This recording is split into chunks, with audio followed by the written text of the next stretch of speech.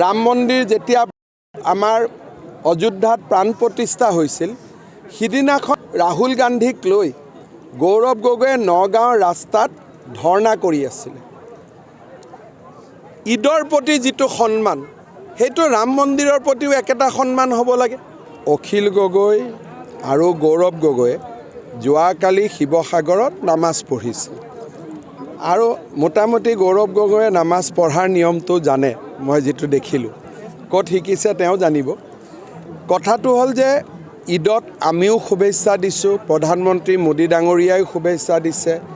ঈদ, বৰদিন, পূজা এই গোটেইবোৰ সকলো জাতিৰে উৎসৱ। আমি কোনোবাই তাত গৈছে নাই যোৱা এইটো আমি ক'ব নাযাওঁ। মোৰ মনত এটাই প্ৰশ্ন যে যিদিনাখন ৰাম মন্দিৰ প্ৰতিষ্ঠা হৈছিল একে আধ্যাত্মিক পবিত্ৰতা গৌৰৱ গগৈ অখিল গগৈ কিয় অনুভৱ কৰা নাছিল?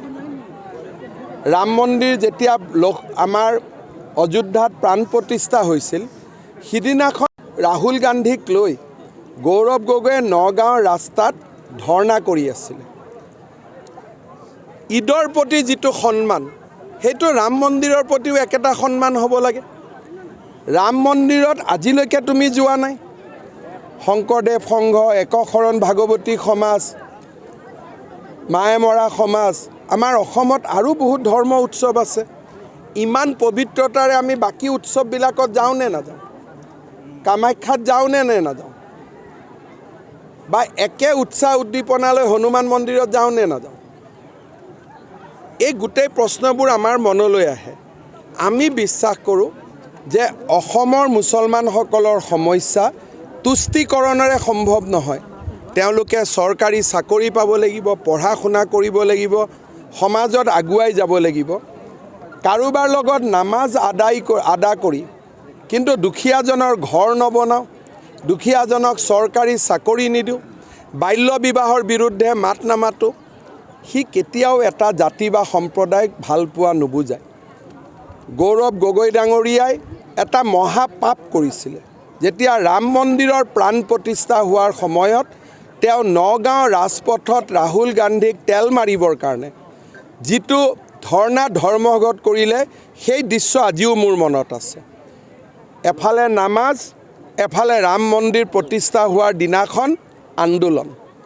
ভূপেন বৰাই যেতিয়া কৃষ্ণক লাভ জেহাদী বুলি কৈছিল যে কৃষ্ণ এগৰাকী লাভ জেহাদী আছিলে, সেই সময়ত গৌৰৱ গগৈ ক'ত গৈছিল?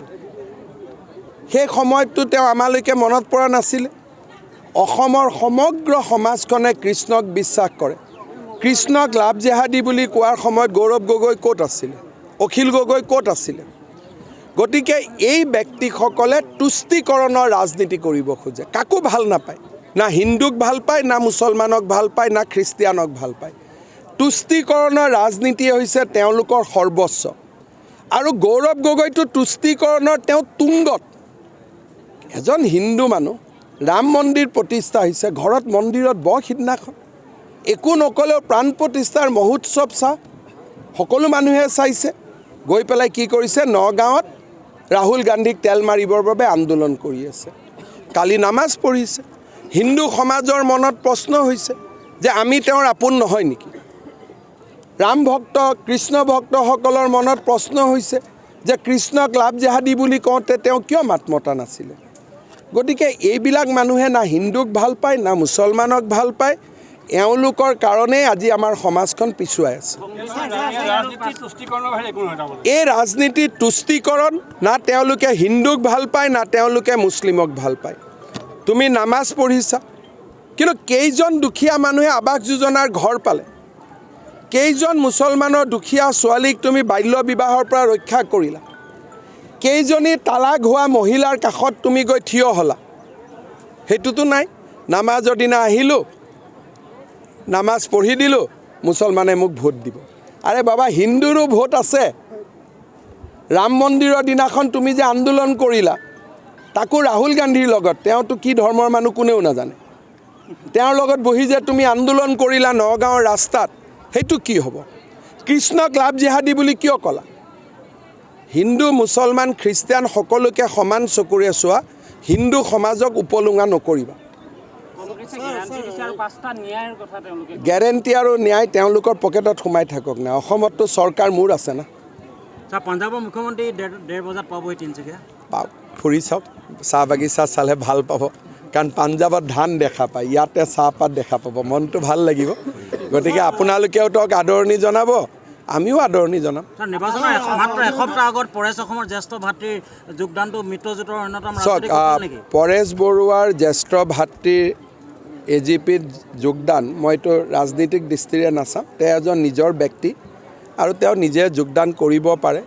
কিন্তু পৰেশ বৰুৱাৰ প্ৰতি আমাৰ সদায় আগ্ৰহ আছে যে আলোচনালৈকে আহক, আমি একেলগে কথা বতৰা পাতিম। অসমৰ এই সুন্দৰ পৰিৱেশটো আমি ধৰি ৰাখিব লাগে।